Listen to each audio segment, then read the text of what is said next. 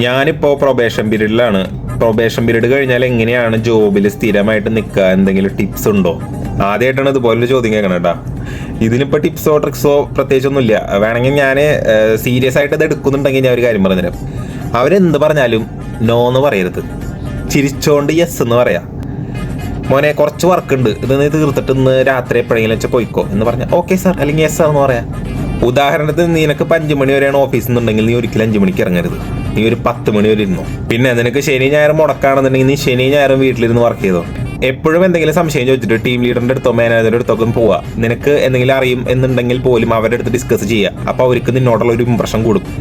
പിന്നെ ഒരിക്കലും ലീവേ എടുക്കരുത്.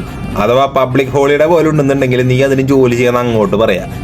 അപ്പോൾ നിനക്ക് നിന്റെ ആത്മാർത്ഥതൊക്കെ കണ്ടിട്ട് അവര് നിനക്ക് നിന്റെ ജോലി സ്ഥിരമാക്കാൻ മാത്രമല്ല, നിന്നെ അവിടുത്തെ മെയിൻ ആയിട്ടുള്ള അടിമക്കണ്ണായിട്ട് അവർ പ്രഖ്യാപിക്കും.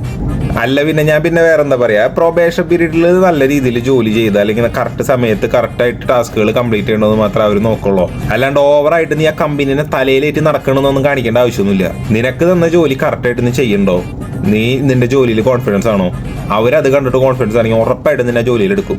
ഞാൻ മുമ്പ് എൻ്റെ ഫ്രണ്ട്സിൻ്റെ അടുത്തൊക്കെ പറഞ്ഞിട്ട് ഇല്ലാത്ത കാര്യമൊന്നും ഉണ്ടെന്ന് കാണിക്കേണ്ട ആവശ്യമില്ല. എന്താണോ അറിയാവുന്നത് അത് മാത്രം ചെയ്യാം.